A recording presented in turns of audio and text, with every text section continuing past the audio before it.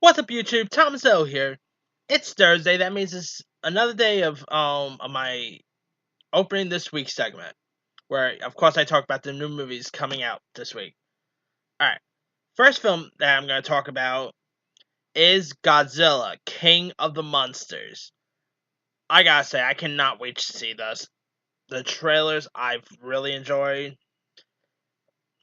and I also really like that 2014 Godzilla movie. But like I said, that movie actually got like really like the first half of Godzilla. I don't was the that first Godzilla was okay, not the best, but man, when Godzilla came on screen, that movie became really awesome. And my biggest problem of that movie was that there was not enough Godzilla. But from what I've been hearing from the people who have saw this movie, there's more Godzilla in this than there was in the first film. So that's awesome. And it's directed by Michael Daughtry, who did Krampus, Trick or Treat. Decent filmmaker. Of course, he replaced Gareth Edwards, who after Godzilla went on to direct Rogue One. But yeah, I think this looks really great. I mean, I really like the new monsters in this. Like you got Mothra, Ghidra's in this. I cannot wait to see King of the Monsters. It looks really fun, and look forward to see this tomorrow.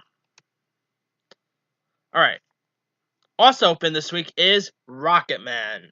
Now, Rocketman is the biopic about famed singer Elton John, and it's about his life and all. Rocketman looks great. I mean, it features Taron Egerton as Elton John. I think Taron Egerton looks great as a role. You also got Bryce Dallas Howard playing Taron Egerton's mom.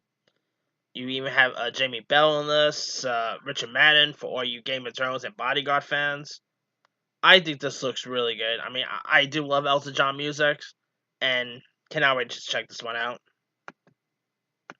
And it's also directed by Dexter Fletcher, who last directed Taron Egerton in the movie Eddie the Eagle. Which, if you guys still haven't seen Eddie the Eagle, what are you waiting for? It's such a really good film. And he also sort of directed Bohemian Rhapsody. Like, I guess he like co-directed it with Bryan Singer.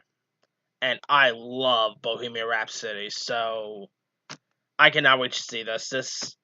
I really dug the trailers, and yeah, Elton John's he's the king. So can't wait to see Rocketman. Alright, also open this week there's the horror film Ma. Here's what this film is about. It stars Octavia Spencer as a lonely middle-aged woman who befriends with a group of teenagers and decides to let them party in their basement of her home. But there are some house rules, like one of the kids has to stay sober, don't curse, and never go upstairs.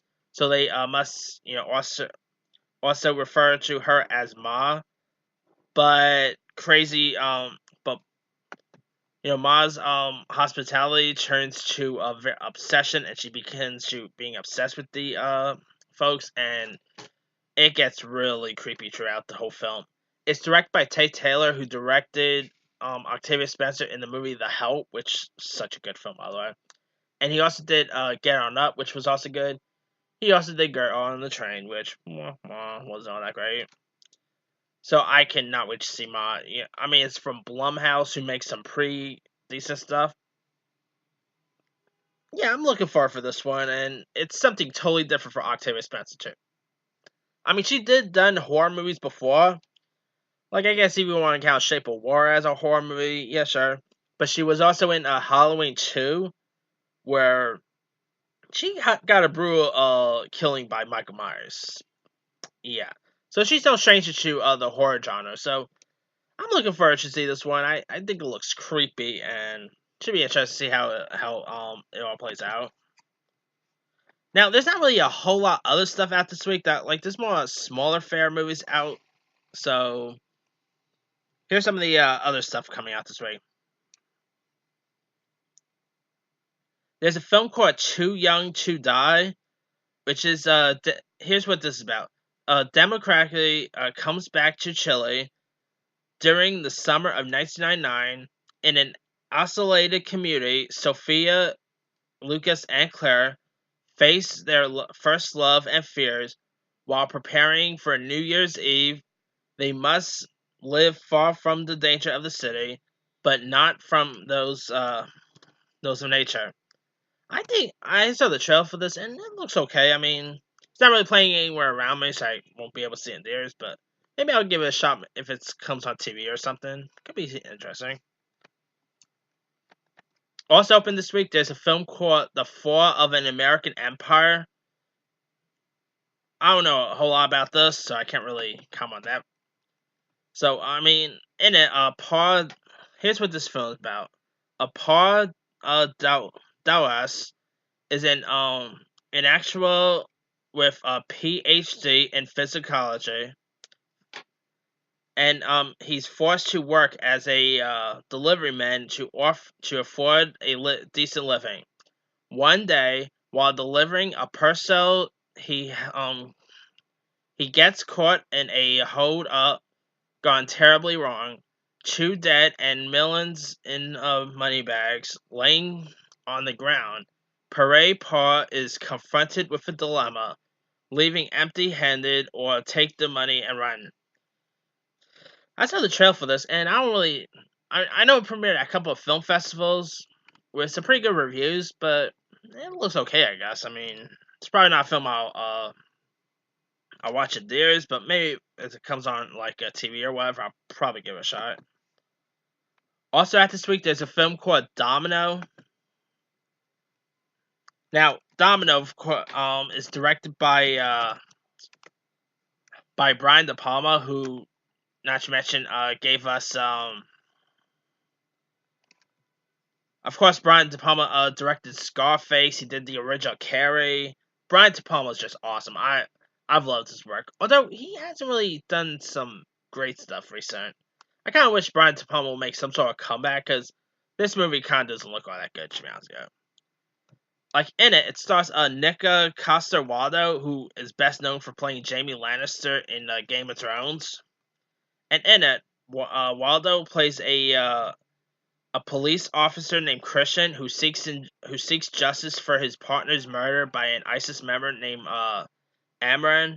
So on the hunt for the killer, Christian and a fellow cop are unwillingly caught in a cat and mouse chase with a CIA agent played by Guy Pearce, who is using Amran as a pawn to trap other ISIS members.